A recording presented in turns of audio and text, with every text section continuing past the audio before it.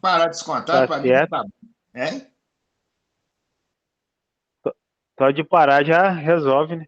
Ah, já resolve isso. Tá doido. É muito dinheiro. Antes que é pobre, Verdade. dinheiro.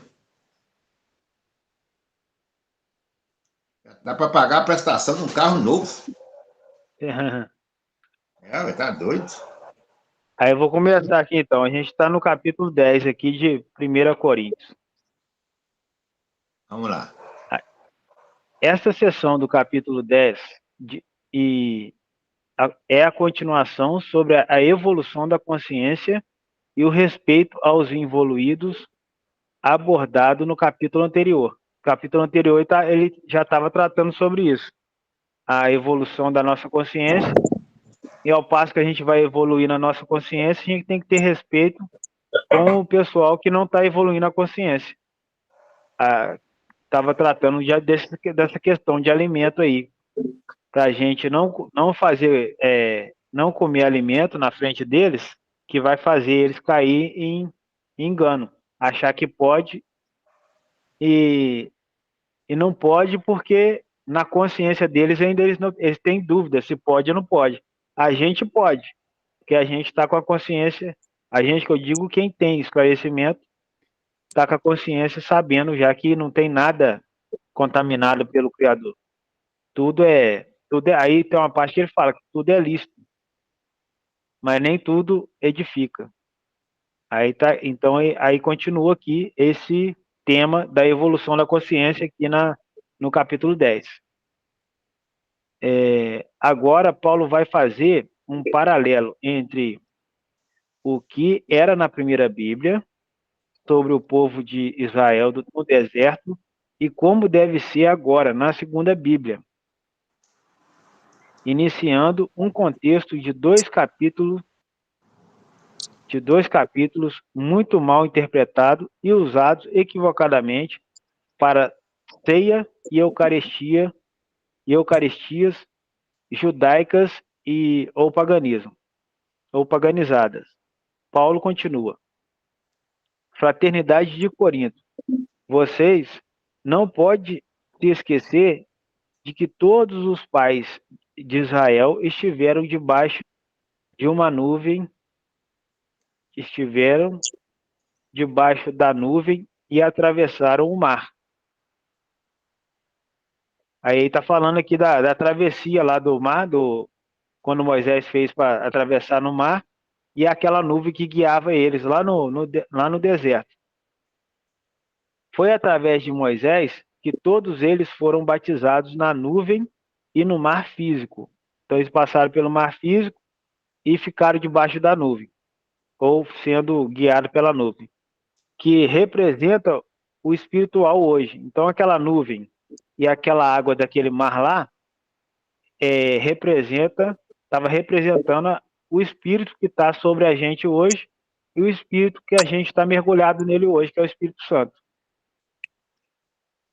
E depois comeram do mesmo alimento físico, que representa a ceia espiritual hoje. Então, aquele alimento físico que eles comeram lá, que era o maná, representa hoje o alimento de hoje, que é o pão, que é o corpo de Cristo, que é o pão da vida. É a ceia espiritual de hoje. E beberam da mesma bebida física, que hoje representa a bebida espiritual. Hoje, a nossa bebida espiritual é Cristo, é o Espírito Santo, pois naqueles dias beberam da rocha física, que representa Cristo, a rocha espiritual. Então, aquela rocha lá do deserto representa também Cristo, a rocha espiritual, representa o Espírito Santo. Eles se batizaram, comeram e beberam fisicamente. Contudo, o Criador não se agradou com a maioria deles, ao ponto que muitos dos seus corpos ficaram espalhados no deserto. Essas coisas aconteceram como exemplo para nós, para que não cometamos os mesmos erros que eles. Revelarem. se todos os cristãos que participam da ceia, da Santa Ceia, que participa da Santa Ceia protestante, evangélica e eucarística católica, lesse o capítulo 10 e antes do 11, palavra por palavra, entenderiam perfeitamente que Corinto estava cometendo o mesmo erro, assim como hoje erram 1 bilhão de cristãos. Então, hoje, 1 bilhão de cristãos erram nessa questão aí, ó, de Eucaristia e ceia. Porque a ceia hoje é o Espírito Santo, não é a ceia material. Só, só, por, só por essa introdução, você já pode entender que a ceia e o batismo são espiritual, não é mais físico. E voltar ao físico é voltar ao erro. Então, Paulo está mostrando aqui que voltar a esse batismo físico e voltar a essa ceia física e não focar na ceia espiritual é um erro. É voltar para trás. É ficar preso na fisicalidade e não vai para a espiritualidade. Paulo continua. Não faça como Israel, colocando coisas físicas no lugar do Criador. Então, o pessoal que faz isso, coloca as coisas físicas no lugar do Criador, ao invés de ir direto no Criador, que é o Espírito Santo, conforme está escrito na Bíblia. Êxodo 32:6, na primeira Bíblia. O povo se assentou à Santa Ceia. O povo se assentou à Santa Ceia. Em seguida foram divertir. Em seguida foram a diversão.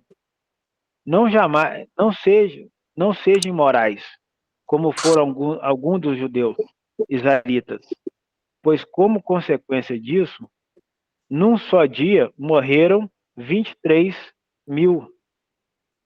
23 mil pessoas morreu, tá vendo, pai? Ah, entendi. Porque lá no deserto, o povo se assentou à ceia e em seguida foram à diversão. Essa diversão aqui deve ser alguma coisa imoral, que não era considerada moral por Deus no contrato ali que Deus fez com eles. Porque está aqui, ó, aí aqui está falando, Paulo está falando, não sejam imorais, como foram alguns dos israelitas, dos judeus, pois como consequência disso, dessa imoralidade, comeu a ceia e depois praticou imoralidade, num só dia morreram 23 mil pessoas. Revelare. Paulo está chamando a Santa Ceia física de idolatria, pois torna vã a graça, segundo a segunda Bíblia, e invalida a vinda de Cristo. Então, quer dizer, essa ceia física, ela tira o foco da ceia verdadeira, que é o Espírito Santo.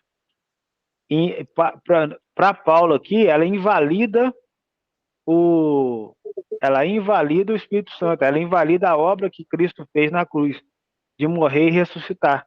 Porque ele representa esse cálice, esse vinho, o sangue dele, o corpo dele, que morreu e ressuscitou lá, já foi feito.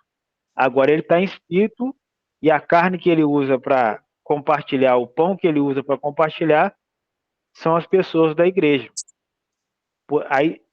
Porque se a pessoa for para fisicalidade, para hóstia, para isso e para aquilo, ela tira o foco de que o pão verdadeiro hoje é o corpo, são os membros da igreja, são as pedras vivas. E é Cristo no meio da igreja, no centro. Invalida a vinda de Cristo. Se ele veio e nos deu graça, por que devemos idolatrar comida, bebida e alimentos físicos em rituais e templos? Aí Paulo está falando, se ele já veio e já cumpriu tudo aquilo ali, tudo que estava indicando aqueles rituais ali, ele já cumpriu. Então, se ele já cumpriu, por que que a gente tem que ficar? Ah lá, se ele veio e nos deu graça, ele já veio e nos deu graça. Por que devemos idolatrar comida, bebida e alimentos físicos em rituais e tempos? Então, se ele já veio, por que que a gente tem que comer hóstia? Por que que a gente tem que fazer ceia, representando a morte dele, se ele já morreu e ressuscitou, e não está morto mais? Porque aí invalida o que ele fez, invalida a graça que ele já deu, que ele deu para nós. Ele veio trazer graça. Ele não veio trazer ele não veio deixar a gente preso na fisicalidade, deixar a gente preso nas teias, nas hóstias, na, nesses alimentos. É para sair do alimento e ir para o espírito. Mais do que isso, Corinto estava fazendo como Israel fez. Participava do que se dizia ceia santa, mas estavam cheios de imoralidade. Porque quando a pessoa participa dessa ceia e não mergulha no Espírito Santo, o Espírito Santo aperfeiçoar ela no dia a dia, ela continua com imoralidade. Ela come a ceia, faz isso, mas a mudança, a renovação da mente e a transformação do comportamento não acontece, porque a pessoa se dá por satisfeita de ir lá comer o alimento, fazer a ceia e acha que só por ter feito isso já está em comunhão com o Espírito Santo. E não está em comunhão com o Espírito Santo, porque para estar em comunhão com o Espírito Santo tem que se relacionar com o Espírito Santo e deixar ele transformar o comportamento e a mentalidade. Paulo continua: não seja privilegistas,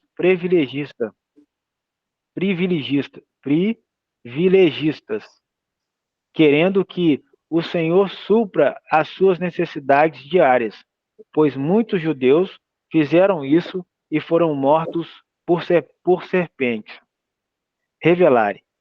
E mesmo após a serpente ter sido levantada no deserto, em Números 21 e em Salmo 78, 18, ainda existem hoje,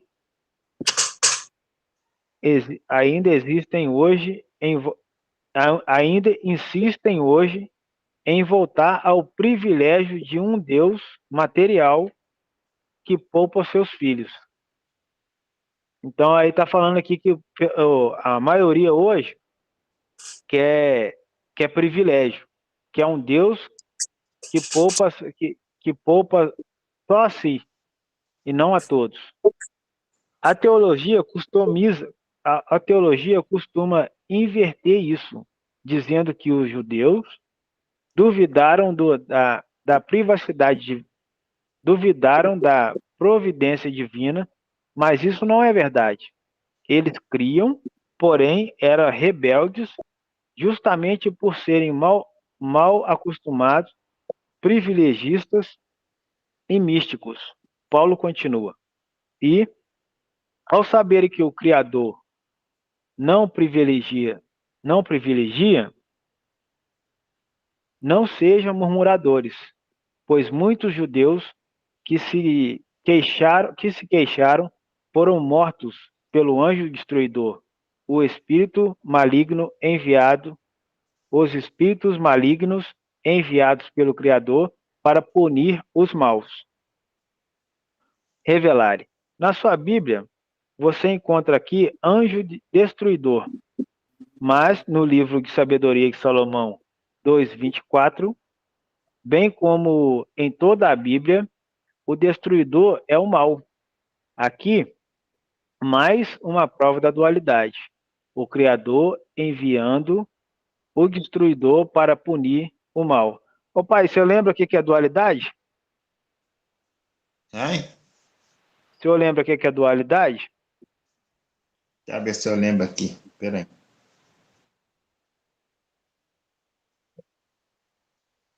Dualidade é duplo, né?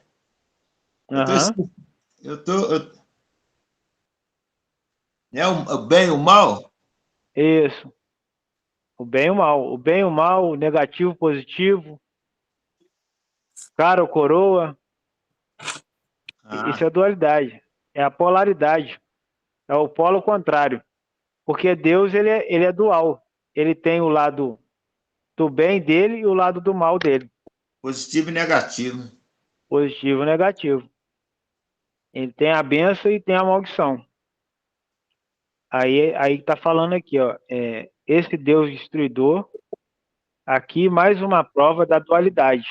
O Criador enviando o destruidor para punir os maus. Paulo continua. Todas essas punições do Criador aconteceram para servirem de exemplo para vocês, como advertência para todos que viverão nos últimos milênios. Portanto, você que está cheio de ego, julgando estar em pé, cuide para que não caia. Para vocês não veio nenhuma tentação espiritual, a não ser o próprio ego. Mas o Criador é justo, pois o crivo, a vida, é relativo para cada um, e todos podem suportá-lo e vencê-lo, pois o Criador permite o crivo, mas também dá resistência aos homens para poderem suportar e vencer a si mesmo. Revelare. Aqui, a sua Bíblia usa o termo escape, que é exite, saída, da palavra grega equibasis ou esbasis.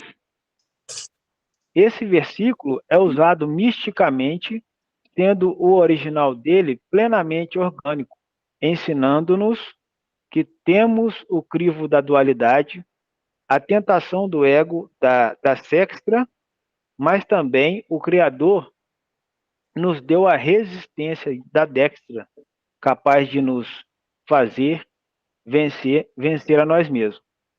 Iluminari.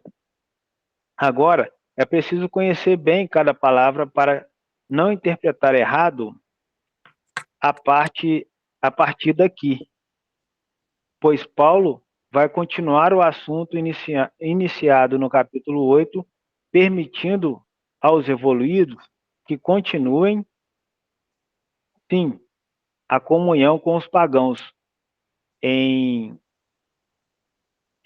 suas ceias pagãs, mas nunca tragam o paganismo para as ceias cristãs, isto é, ritualizar as mesas, o que infelizmente fazem hoje. Aí ele está falando aqui que, que Paulo vai voltar aqui no assunto que a gente pode ir em qualquer lugar, mas não pode pegar a ceia de lá e trazer para cá, para dentro da igreja. A gente pode ir lá no judaísmo, mas não pode pegar a ceia do judaísmo e trazer para o cristianismo, para a reunião com o Senhor, para a reunião da igreja.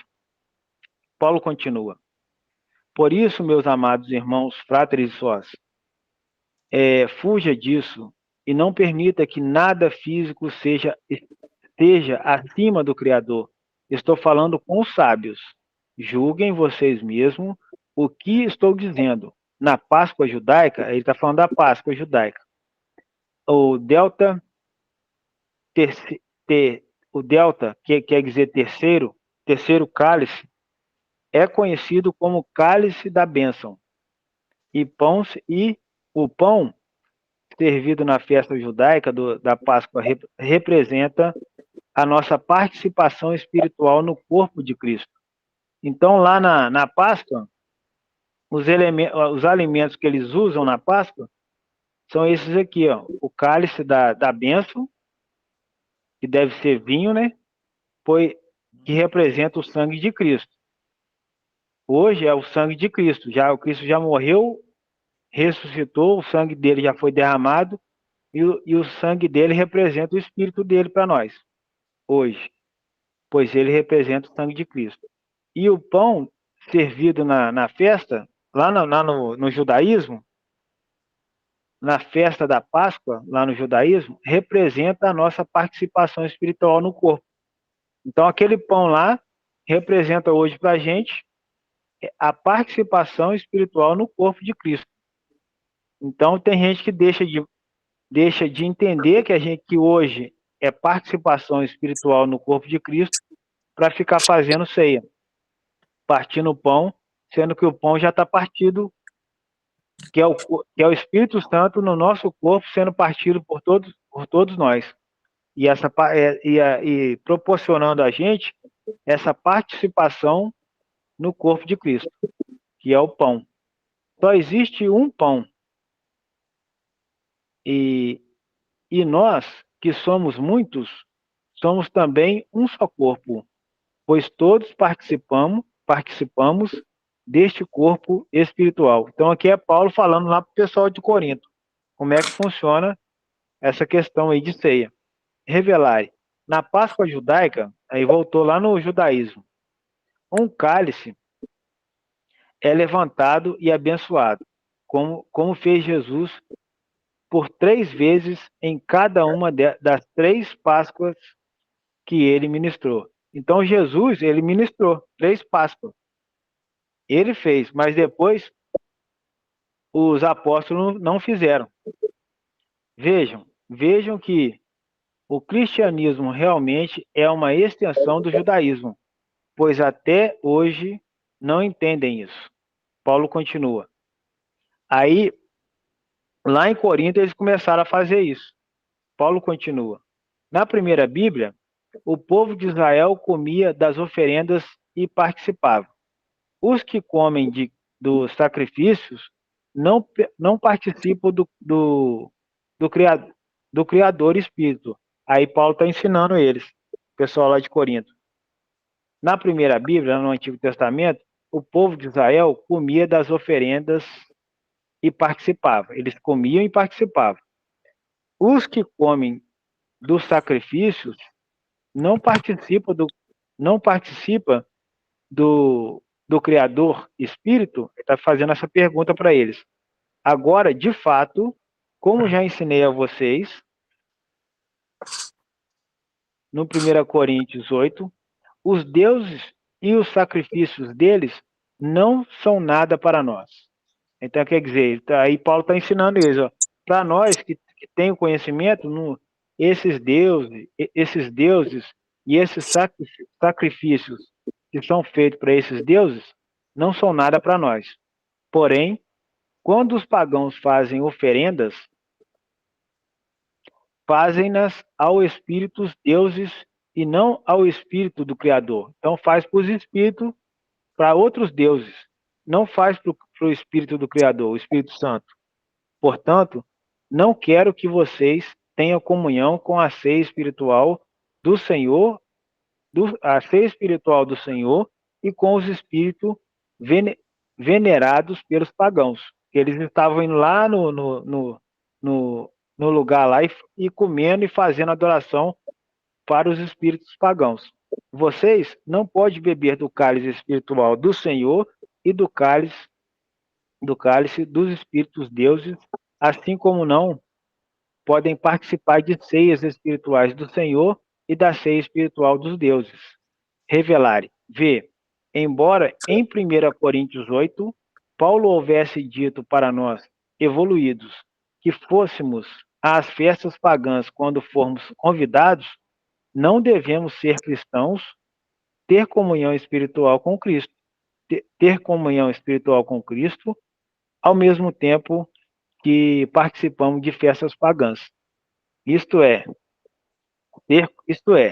ser convidado é bem diferente de frequentar sempre por vontade própria.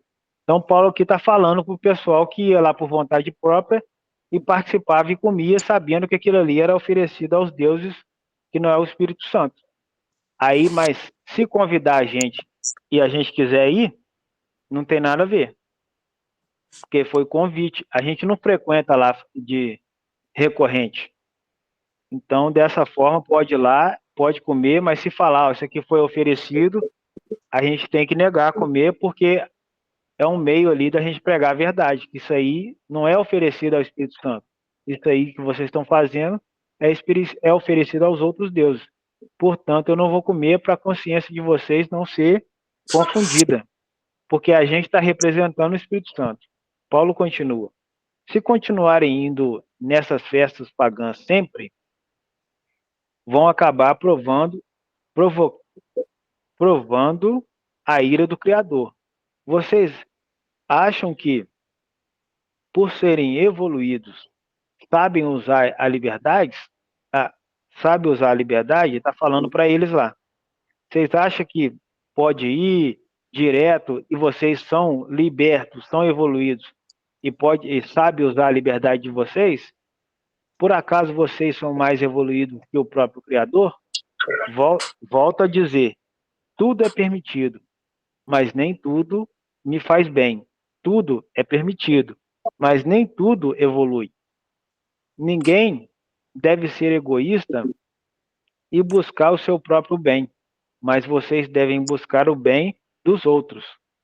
Vocês podem comer de tudo que se vende no mercado, mas não precisam investigar para se acaso foi ou não em oferenda pagã. Então, vai no mercado, vai comprar uma carne, vai comprar qualquer alimento lá. Não precisa investigar se aquele alimento ali foi oferecido a um deus pagão. É só comprar e comer. Não faça perguntas por causa da consciência. Apenas compra e coma, pois do Senhor é a terra e tudo que nela há e tudo que nela existe. Em Salmos 24:1 está escrito isso. Como já ensinei, se uma pessoa que não é cristã convidá-lo para uma festa pagã, você pode ir e comer de tudo que lhe for apresentado, mas não pergunte nada sobre as oferendas pagãs, para que a consciência de vocês fique em paz. Agora, se algum evoluído disser isto é pagão, pois foi oferecido em sacrifício, então não coma, para que a consciência do que ainda não evoluiu, continue em paz. Faça isso por amor a eles. Não deixe a liberdade que vocês adquiriram através da evolução ser condenada pela involução do próximo. De nada adianta eu agradecer ao Criador pela refeição pagã se eu prejudiquei ao meu irmão como. Cadê? Deixa eu ver aqui.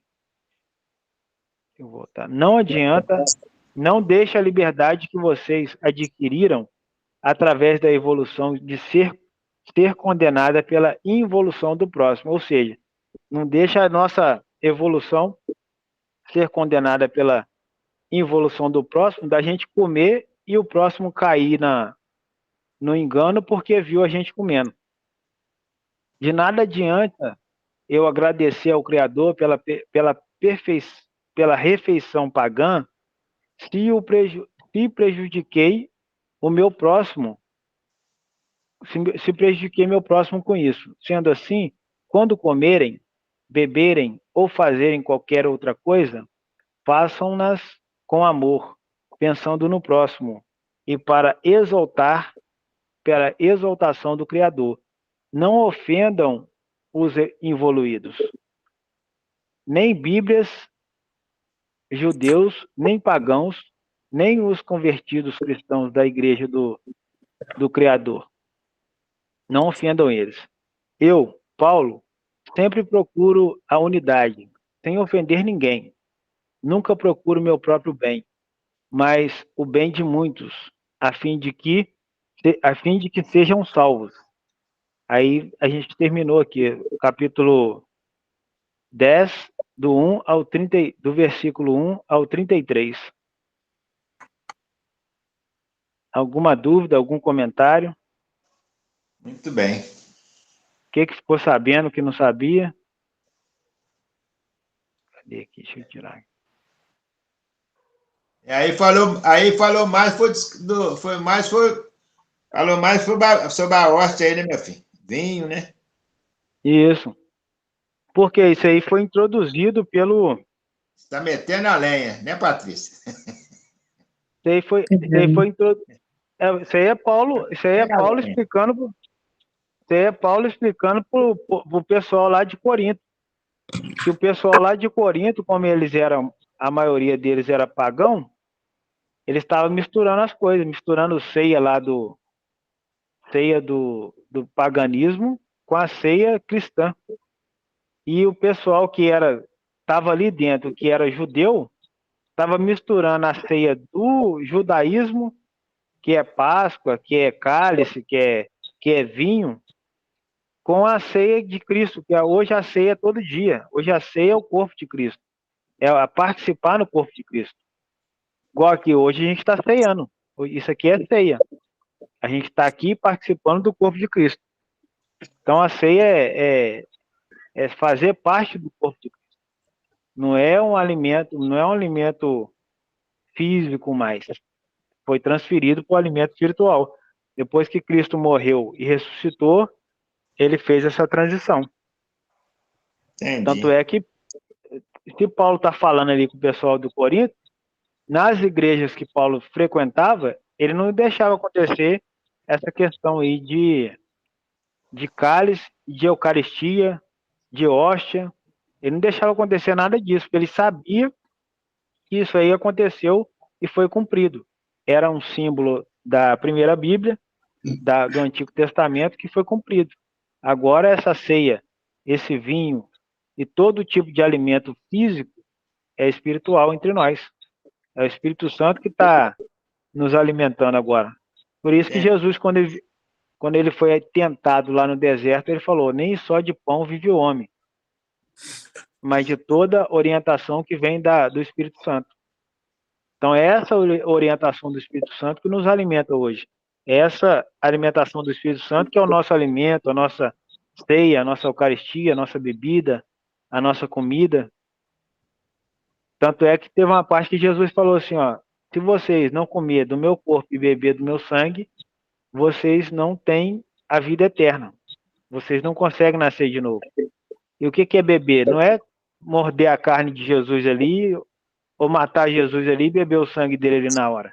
Ele estava falando da palavra, da orientação que Jesus falou lá no deserto. Ele falou assim, ó: nem só de pão, nem só de alimento físico, nem só de materialidade vive o homem, mas de toda a orientação, toda a palavra que vem do Espírito Santo, que alimenta o homem. E aí, se a pessoa está comendo uma hóstia ali, está comendo tomando uma ceia ali, e fala que aquela fisicalidade ali que é a comunhão com o Senhor, ela se perde. Peraí, isso aqui é a comunhão com o Senhor ou é a minha união com o Espírito Santo? Tá querendo falar aí, nego? Então, na Igreja Católica lá eles falam isso aí, né? O corpo de como. Eles falam um negócio que eu não sei muito bem, não. Fala o corpo de Cristo aí, come aí, dá o vinhozinho, um pedaço de pão, né? Como o corpo de Cristo entregado por vós. Um negócio assim. Eu sei que tem, eu não sei a palavra direito, mas tem isso aí, né? Tem isso aí. Paulo tá combatendo isso aí aqui, ó. Paulo está combatendo isso aí nessa carta que ele mandou lá para Corinto. Porque eles começaram a fazer lá. Antes da Igreja Católica, o pessoal estava começando a fazer lá em Corinto. Um vinhozinho assim no copinho, aí o pessoal levanta, né? Imitando Jesus quando ele fez. Mas só que Jesus fez para simbolizar que ele ia fazer lá na cruz. Esse é o meu sangue. Tanto é que Jesus falou assim: esse é o meu sangue para a nova aliança. Para a nova aliança, novo contrato. Ele fala isso aí mesmo. O novo acordo. Aí a gente saiu do acordo lá de Moisés e entrou no acordo de Cristo. Entrou naquele acordo que ele vira, o pessoal, o fariseu vai e fala assim, pega uma mulher em adultério, levou lá para Jesus e falou assim: aqui, essa mulher foi pega em adultério. Na lei de Moisés, ou seja, lá naquele acordo antigo, manda apedrejar. E o senhor, já que você é mestre, o que o senhor manda fazer? Aí ele virou e falou assim, ó: vocês aí, quem não tiver nenhum pecado pode atirar a primeira pedra. Aí foi saindo o pessoal, foi saindo os fariseus. Aí ele olhou para a mulher e falou assim: e você? Alguém te condenou? Ela, não. Aí ele falou: nem eu te condeno, pode ir. Ali ele já estava fazendo a transição do antigo acordo para esse novo acordo. Tanto é que por que ele não meteu pedra na mulher? Porque estava mudando. Ele chegou para cumprir e fazer a transição do antigo para o novo acordo. Agora, no novo acordo, não tem que ficar vivendo o sacrifício do antigo acordo. O antigo acordo é uma coisa, o novo acordo é outra. Senão invalida o novo acordo. Aí o pessoal fica, hóstia, cálice, vinho. Aí Paulo está explicando, vocês estão invalidando o novo acordo. Isso aí é do antigo acordo. Mas a pessoa não sabe. E aí?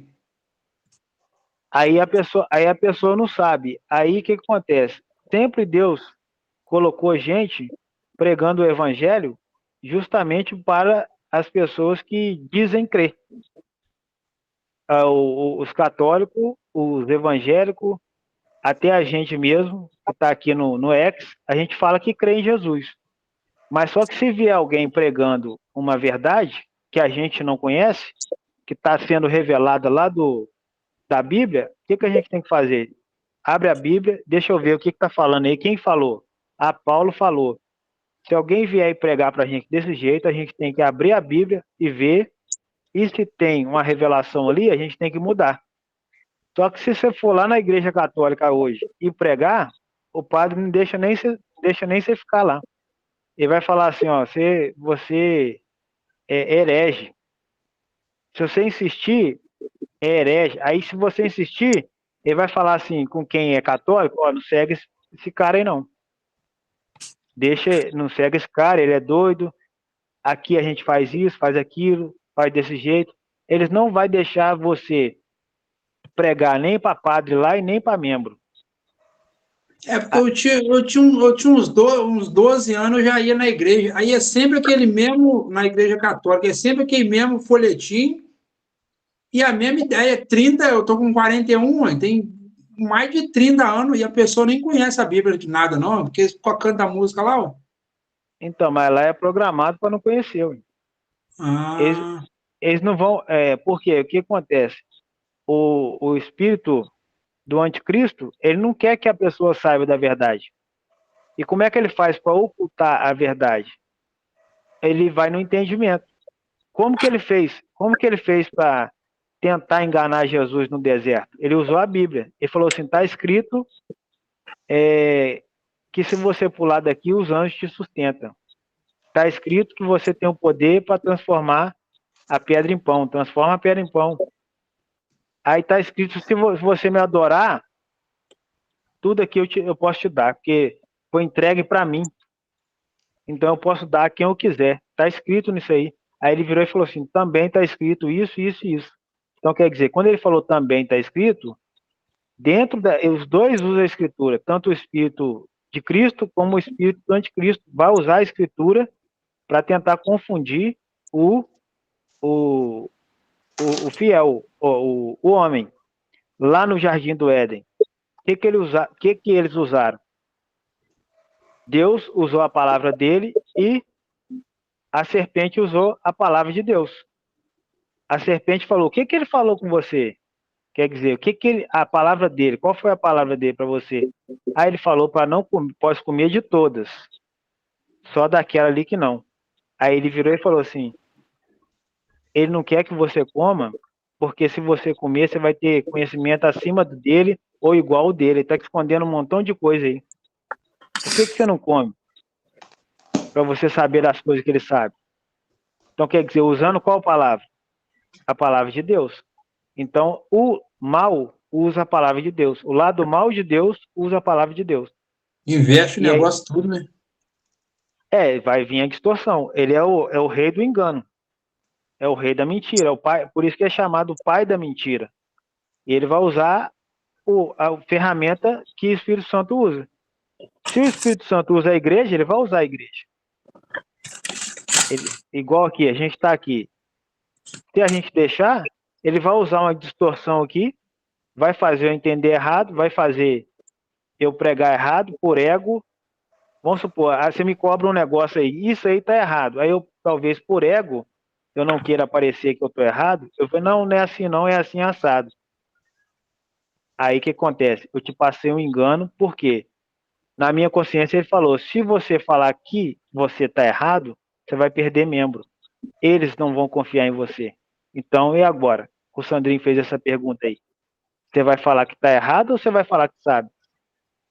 Aí, se eu cair nessa, na sua consciência você vai falar assim, aquele cara lá não tá pregando a verdade, não. Porque isso aqui não bate com aquilo, aí você vai... na próxima você não vem por causa disso, na próxima não vem. Ele conseguiu o que ele queria. A divisão. E é assim que ele vai trabalhando. Ele vai usar o ferramental do Espírito Santo. Só que distorcendo. E o Espírito Santo vai usar o mesmo ferramental, só que revelando. Aí ele fala, vai ter entre vocês falso cristão e verdadeiro cristão. Falso profeta e verdadeiro profeta. Falso mestre e verdadeiro mestre. Joio e trigo.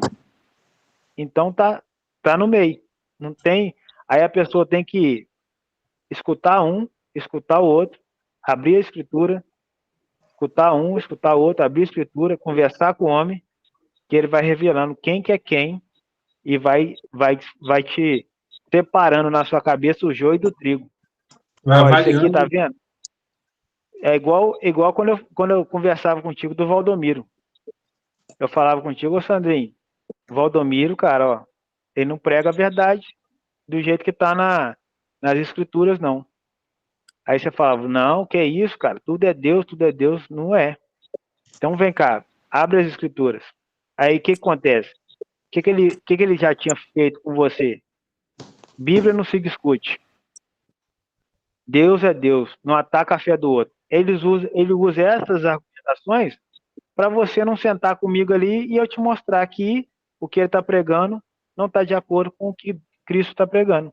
Aí cai nessa que você falou, mas como que o cara que está lá dentro no engano vai saber? Ele vai saber porque sempre vai ter um falando com você, tá errado isso aí.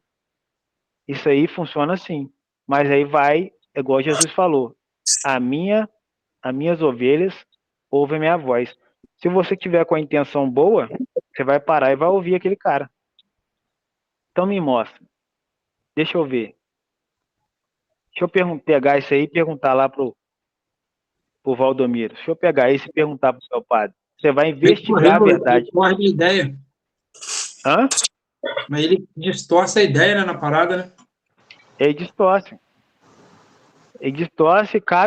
Cabe a ovelha buscar a verdade. Falou, tem que bater, que vai encontrar a verdade. Vai encontrar o joio, vai encontrar o trigo também. Vai encontrar professor que engana e vai encontrar professor que fala a verdade. E aí o cara vai fazendo a transição. Esse aqui fala mentira, eu vou para aquele que fala a verdade. E aí eu vou sair dessa escola, vou para aquela escola ali que fala a verdade. A pessoa vai transitando até ela se encontrar num lugar onde ali fala a verdade e se cair alguma mentira, a pessoa está disposto a revelar a verdade, seguir a verdade. Porque o Espírito sopra onde quer, não quer dizer que a gente aqui está certo. Pode ser que tenha algum ponto errado.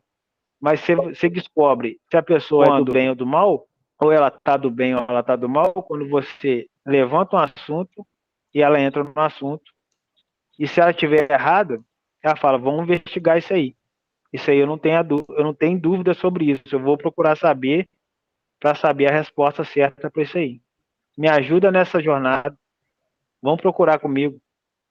Aí você vê, não, isso aqui está com característica, porque diante um pessoal que está buscando a verdade. Eles não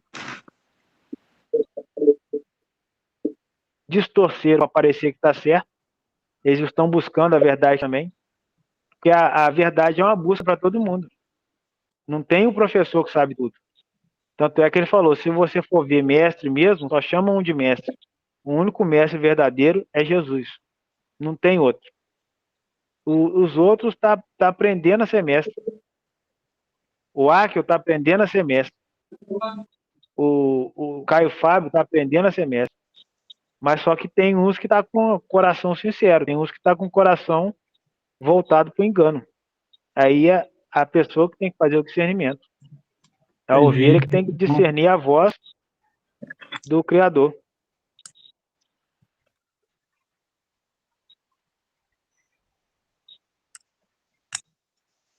É isso aí. Mais alguma dúvida? Não, tá tranquilo. Tudo certinho. Então tá beleza. Patrícia, tá dizendo sem mais perguntas. Dizendo muito? Show de bola, nego. Todo dia eu pego um pouquinho.